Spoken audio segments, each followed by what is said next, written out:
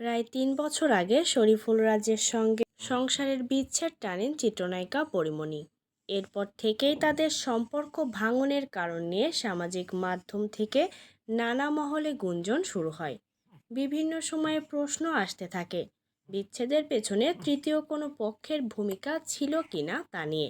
এবার এই প্রসঙ্গে পরীমণি নিজেই মুখ খুললেন।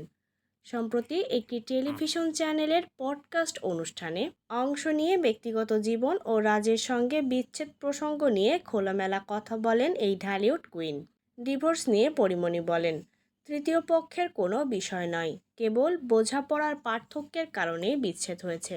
সংসার টিকিয়ে রাখতে চেষ্টা যে করতে হয় এটা তো সে জানেই না, কিংবা কারো চেষ্টাকে সমর্থন জানাতে হয় সেটাও তো জানে না। আমাদের ইন্ডাস্ট্রির মধ্যে একটা কথা ছড়িয়েছে, আমার জন্য সে নাকি বাচ্চার খোঁজ নিতে পারছে না। এটা খুবই ভুল একটা কথা। অভিনেত্রী আরও বলেন, আমি চাই রাজ নিজের উপর বিশ্বাস রাখুক, কাউকে না বলেই বুঝুক যে তার একটি সন্তান আছে এবং সেই দায়িত্ব নিজে থেকেই উপলব্ধি করুক। এর আগে রাজ পরীমণি দুজনেই তাদের বিয়ে ও সন্তানের বিষয়টি প্রকাশ্যে আনেন।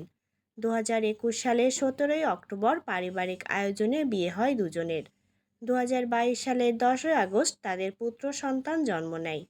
পরে বিভিন্ন সময়ে দুজনের মনোমালিন্য হলেও সম্পর্ক টিকিয়ে রাখার চেষ্টা করেছিলেন তারা, কিন্তু শেষ পর্যন্ত 2023 সালের শেষের দিকে আনুষ্ঠানিকভাবে তারা আলাদা হয়ে যান।